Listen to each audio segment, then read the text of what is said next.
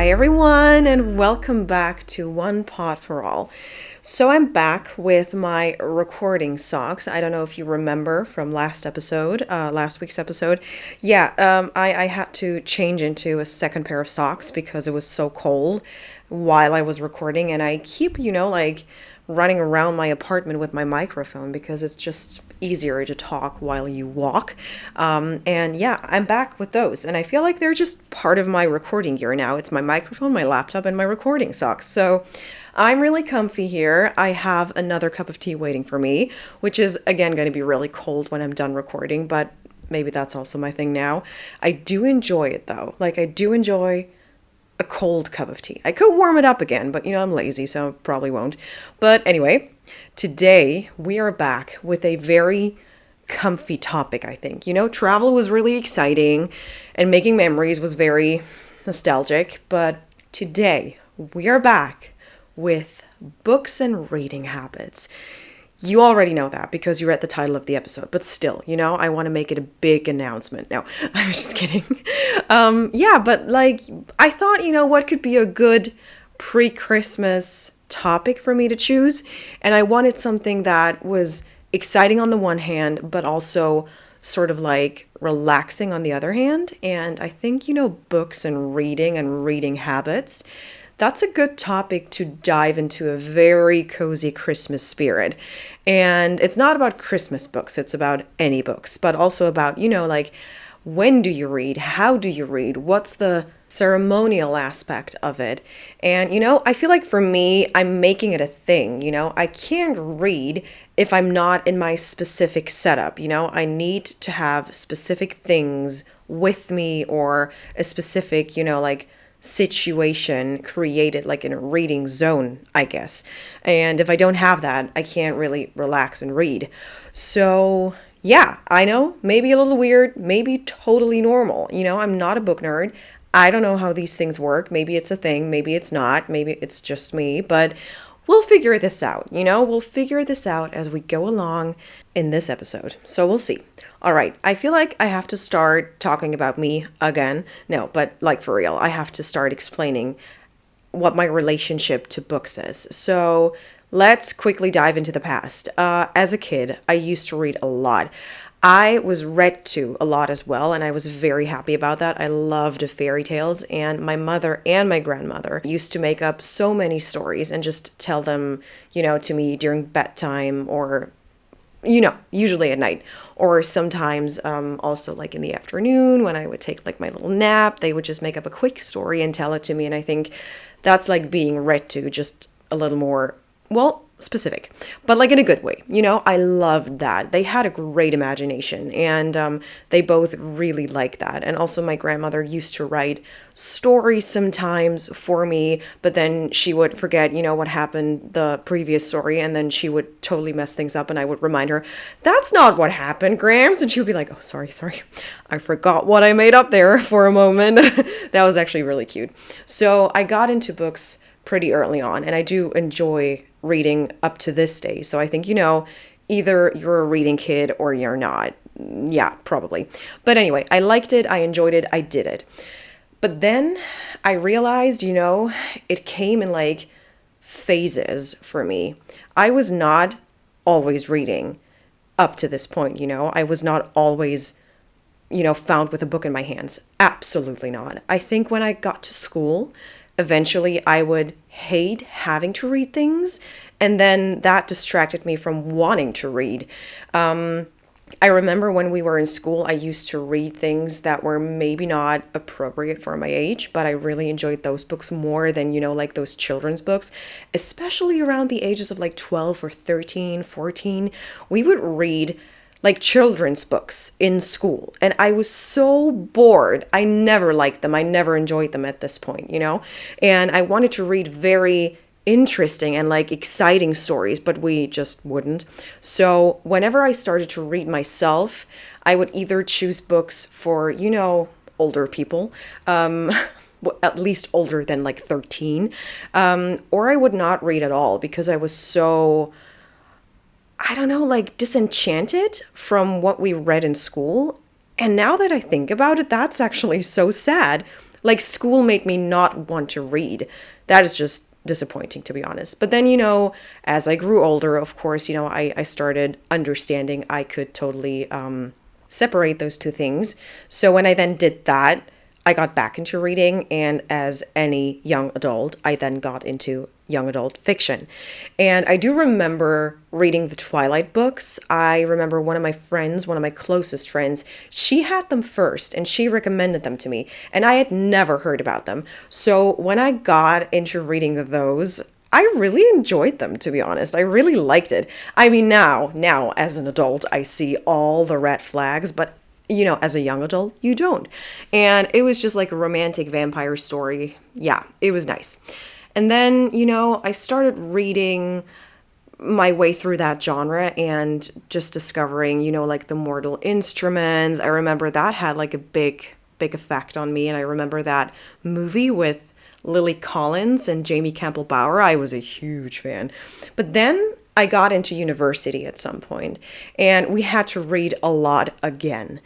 And that again meant that I was sort of like, I wasn't really in the mood to spend my entire day reading what people made me read and then go home and continue to read. Even if it was a story I would actually enjoy, I would not read. I would not want to read. So I sort of stopped reading for my entire university life. I mean, I stopped reading things, like in my private life.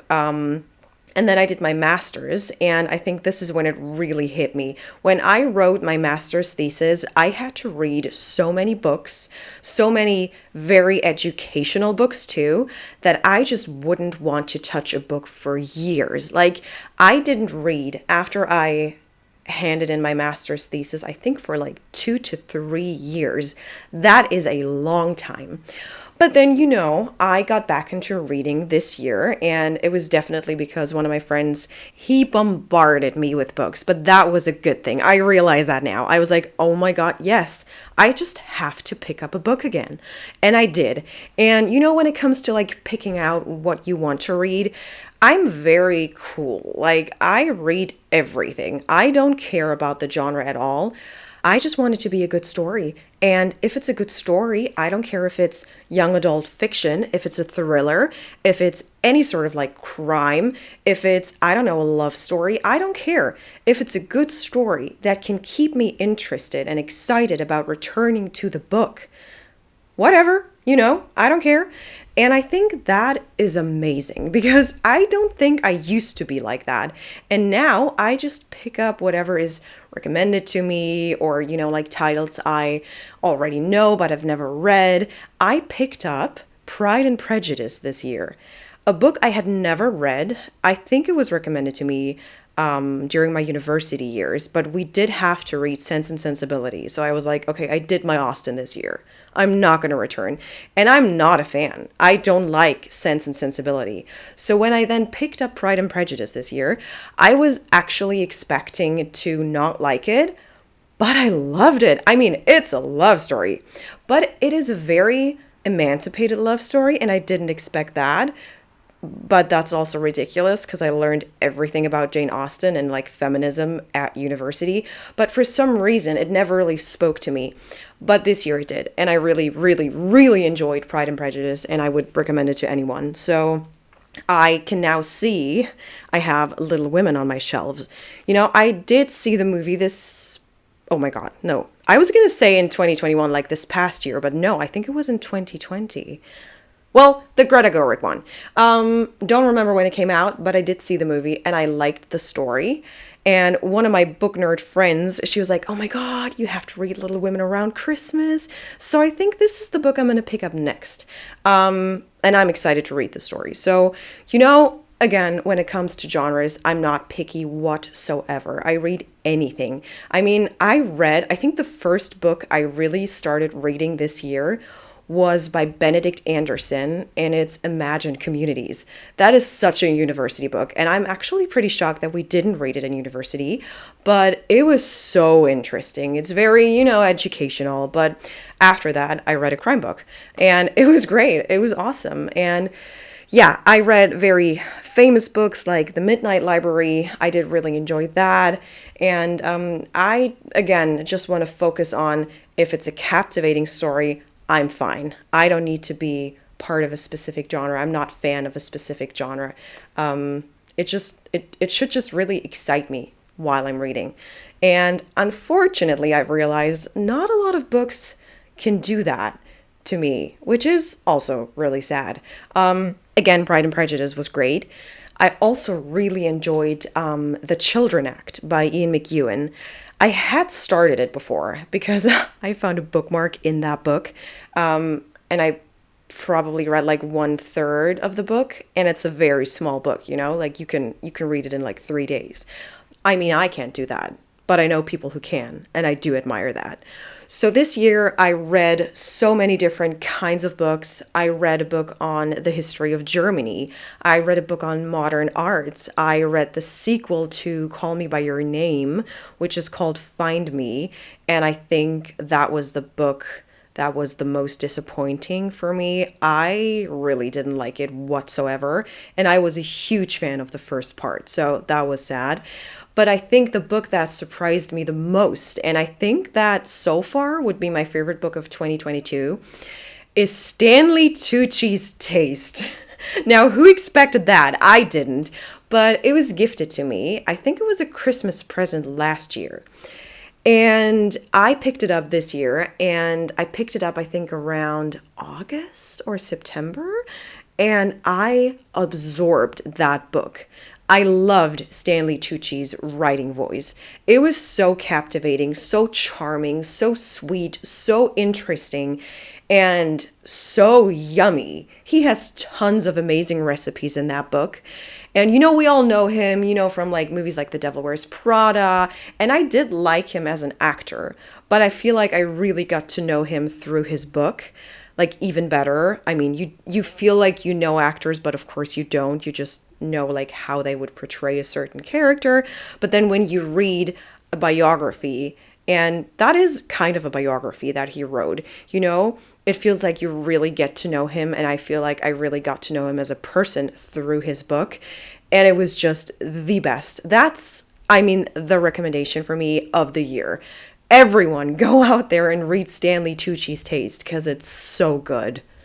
Okay, so let's get back to picking out a book.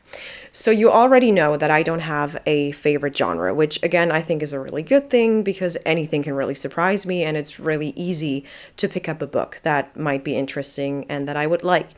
So when I'm not gifted any books, because a lot of friends, give me a book for my birthday or Christmas or in between, then how do I find something interesting?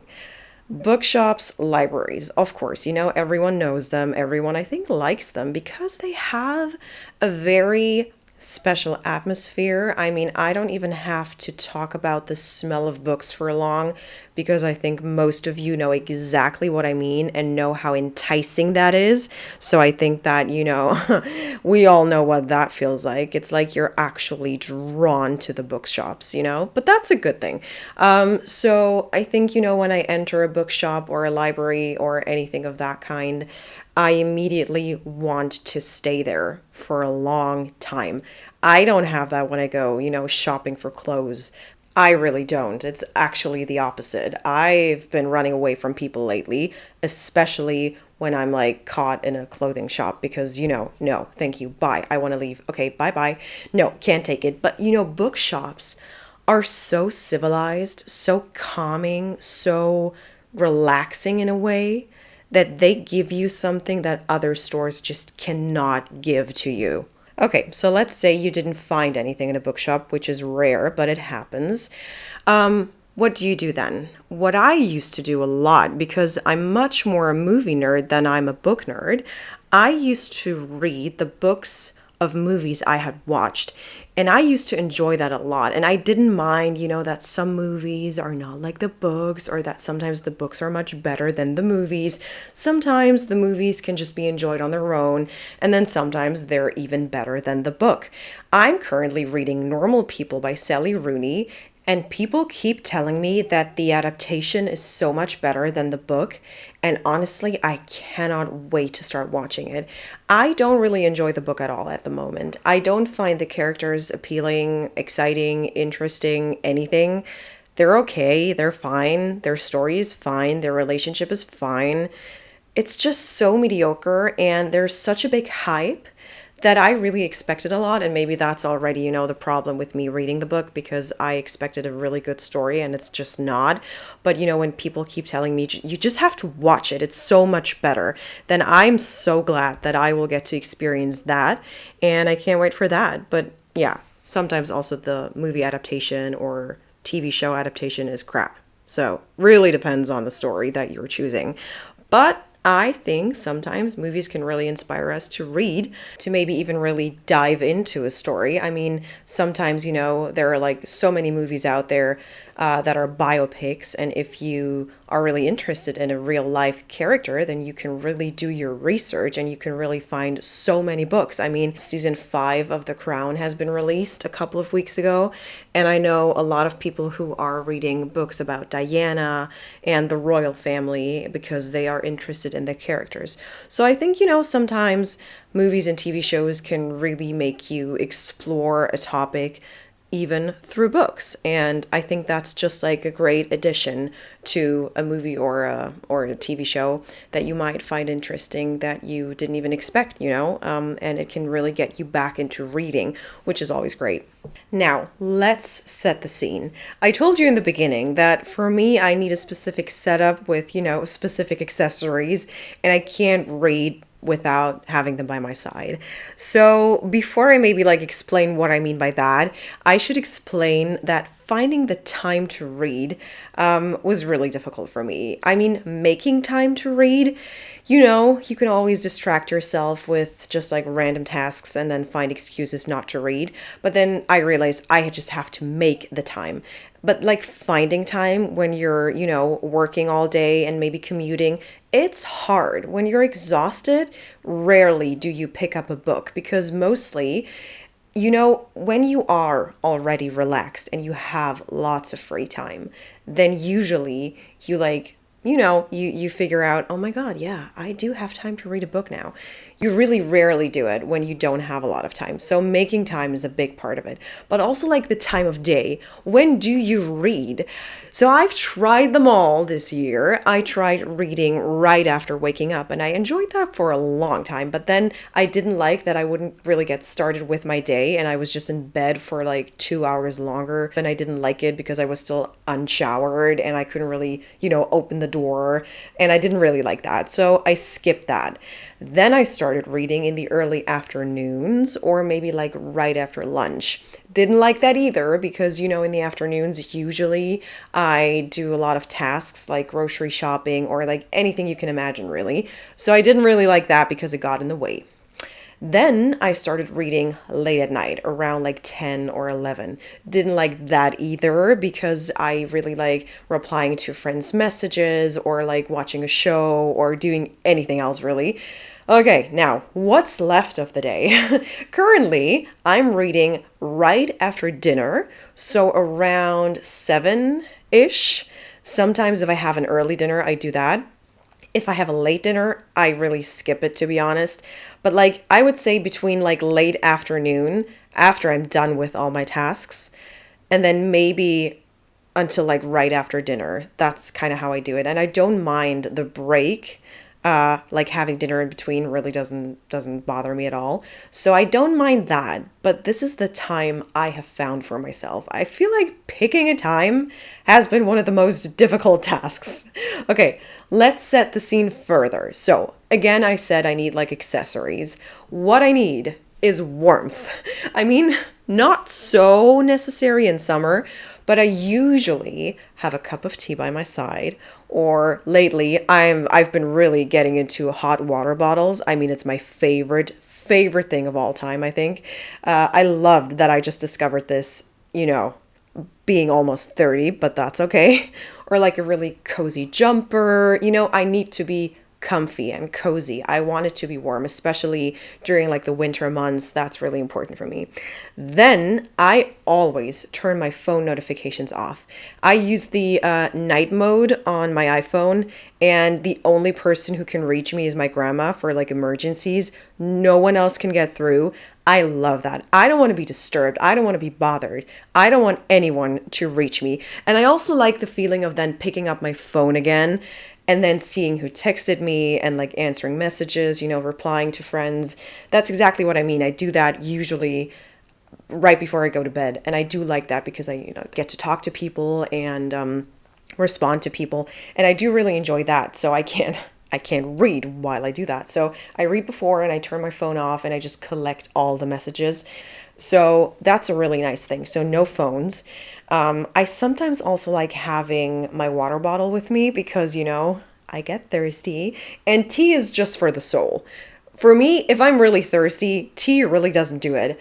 I have a lip balm with me because I got really dry lips and I hate that feeling. I have a hair tie, which I usually take out because having like a ponytail really stresses me out while reading, because sometimes I do fall asleep while I'm reading and then I can't really properly take a 10-minute nap when my hair is in a ponytail because it bothers me. So, but like sometimes I want it. When I get too hot with the cozy jumper and the hot cup of tea, I just need my hair out of the way. So I'm being really specific about that. But I can't read if I don't have all that. I can't do it. And I think it's kind of fun because it makes it special, If I'm not in the mood and if I don't get myself in the mood, then I can't do it. I can't read. And it's just part of what I do and it's fine. And I've accepted it. So it's okay. All right, final words are going to be on thoughts that come up when you've actually read the book. And I'll start with dealing with disappointments. So we've all been there. I mean, I'm literally currently there with normal people. How do you deal with disappointments? It's really hard for me, I've realized, because sometimes I get in the mood of, oh, wow, that was a waste of my time. And then I try to make myself see that no book that I've read is a waste of my time or has been a waste of my time. Because if you think reading has ever been a waste of your time, I think every single teacher out there will slap you or something, because reading does do a lot. It fires up your imagination. It definitely makes you learn new words, new expressions. And even if you read in different languages, it makes you understand languages much better and even learn languages much easier. So reading is never a waste of your time. I think I've realized that for me, it's like, if I grab some candy, sometimes I grab some orange flavored ones or lemon flavored ones, and no one likes them. But that's just part of the game. That's part of the fun. Sometimes you grab something that looks familiar and seems really good, but it's not, You grab the orange flavored candy because it looked similar to the caramel one. Okay, happens. So, move on. Grab another caramel one. You like that so much. It's sweet, it's tasty, it's yummy. It'll never happen again. No, it's not true. It will happen again. But that's okay. It's part of it all. And, dealing with disappointments is just, learning that not everything you pick out will be good and will be on that level that you're used to. I think that's fine. But when your fingers find that caramel candy, which is like the real deal, I mean, that is so exciting. So what I'm trying to say is, if you enter a bookshop and you look through all the books and you maybe grab a disappointing one and you read it and you think, oh my God, that was really not good, you will pick up a good one again. And just keep that in mind, But I think we all also know the feeling of finding a very special book, finding a really good book, where you take the characters with you on your like daily business, Sometimes I can't even stop thinking about the characters and the story while I'm at work or while I do, my regular business. And it's just the best when you cannot stop thinking about a story or like fictional people. That is just amazing. That is what a book can do to you.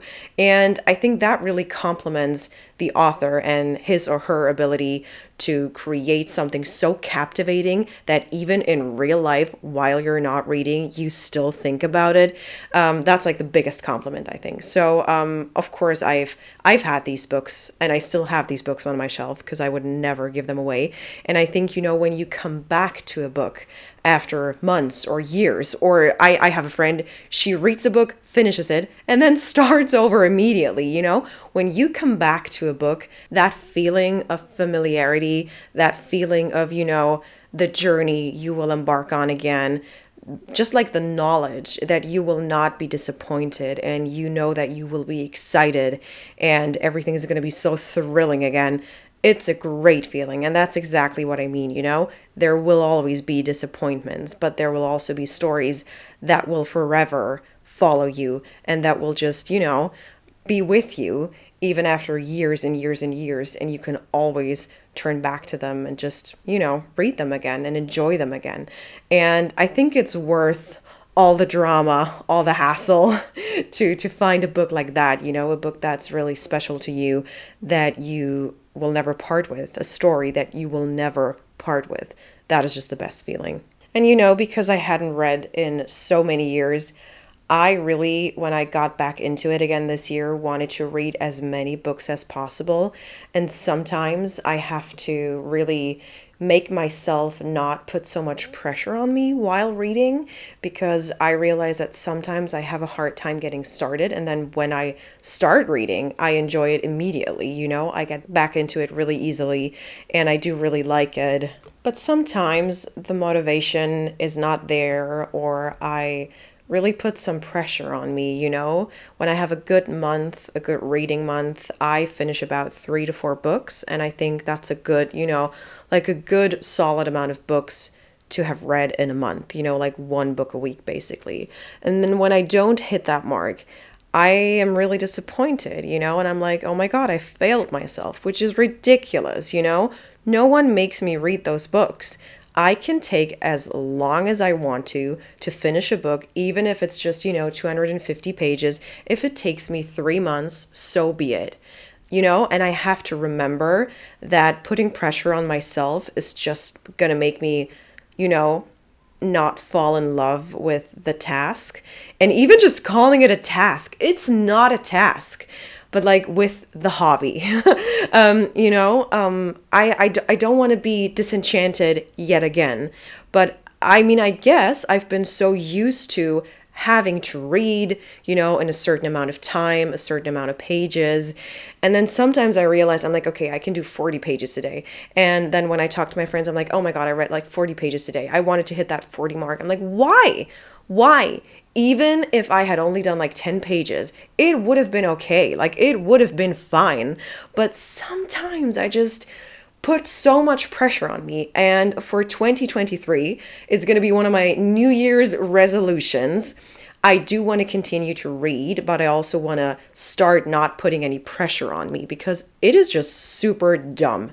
It is ridiculous and it makes no sense.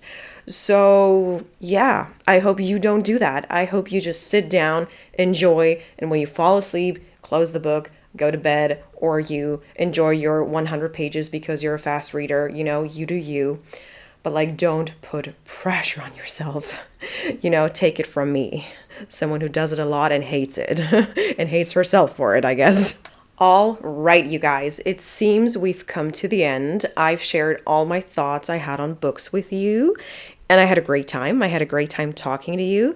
And you know what I'm going to do now? I'm going to warm up that cup of tea that I mentioned in the beginning. I'm going to sit down. I'm going to take out my ponytail. I'm going to get into my cozy jumper and finish Normal People.